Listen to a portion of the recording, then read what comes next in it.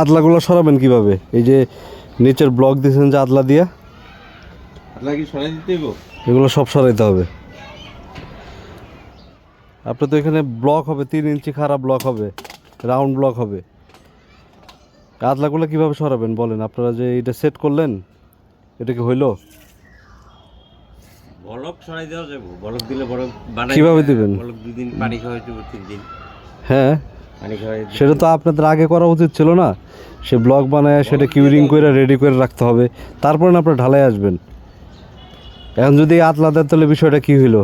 এই ইটের আদলা দিয়ে যদি আপনার করেন, হ্যাঁ, সমাধান কি আপনি বলেন কাকা? আপনি বলেন সমাধান কি এটার? এই যে সবগুলা বেজের আদলা সরাইতে হবে, এটা সমাধান কিভাবে করবেন? কন্ট্রাক্টর সাহেব তো নাই, আপনি যেহেতু আছেন এখন আপনি বলেন। কারণ আপনি যদি ইটা বাইনা না নেন, না, এটা মানবো না কোনোভাবে না। নিলে বলক দিয়ে দেবো।